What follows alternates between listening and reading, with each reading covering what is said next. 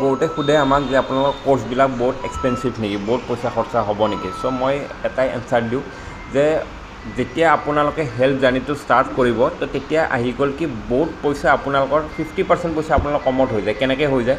Exercise কৰিবৰ কাৰণে পইচা নালাগে, সেইটো আপোনালোকে গম পায়। পানীটো ৱেট হিচাপত খাবৰ কাৰণে আপোনালোকৰ পইচা নালাগে। খোৱা লোৱাখিনি টাইম টেবল মতে মেইনটেইন কৰিবৰ কাৰণে আপোনালোকক কোনো ধৰণৰ পইচাৰ দৰকাৰ নাথাকে।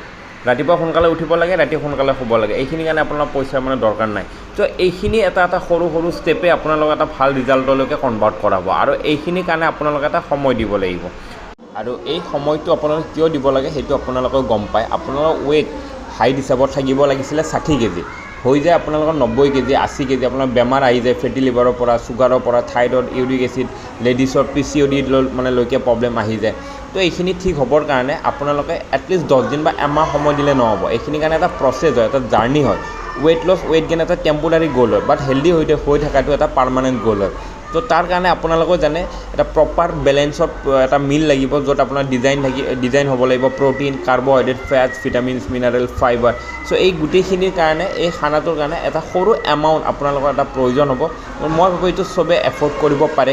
চ' যদি আপোনালোকে বিচাৰে, যদি আপুনি নিজৰ হেল্থটো ট্ৰেন্সফৰ্মেশ্যন কৰিব বিচাৰে সঁচাকৈ, তেনেহ'লে আজিয়ে আপোনালোকে মোক কণ্টেক্ট কৰিব পাৰে। মোৰ টীমে আপোনালোকক হেল্প কৰিব আপোনালোকৰ সেই ৰিজাল্টটো এচিভ কৰাৰ কাৰণে। চ' থেংক ইউ।